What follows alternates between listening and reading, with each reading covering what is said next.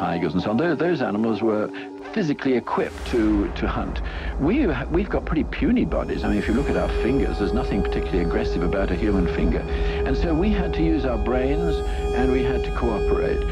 And so we had to use our brains, and we had to cooperate. And so we had to use our brains, and we had to cooperate. And so we had to use our brains, and so we had to use our brains, and we had to cooperate. Cooperation is something that we take for granted. Mm-hmm. We think of ourselves as being highly competitive, but actually, compared with other animals, we're intensely cooperative. And the downside of this is that, unhappily, we're so cooperative that we can go to war, because the army depends entirely on the cooperation of the soldiers. Mm-hmm. And soldiers can be trained to cooperate in quite extraordinary way. And war corrupts this deep-seated animal urge we have to cooperate with one another.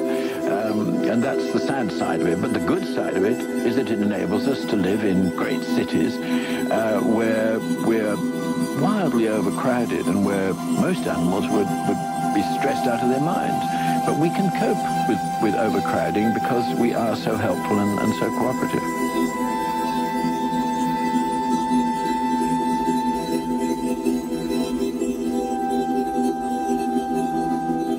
And so we had to use our brains, and we had to cooperate. And so we had to use our brains, and we had to cooperate. And so we had to use our brains, and we had to cooperate. And so we had to use our brains,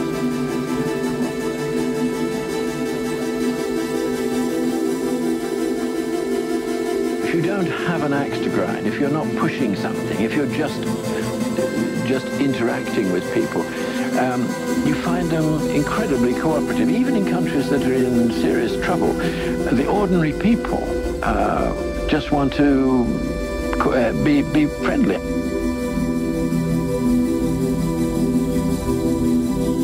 The ordinary people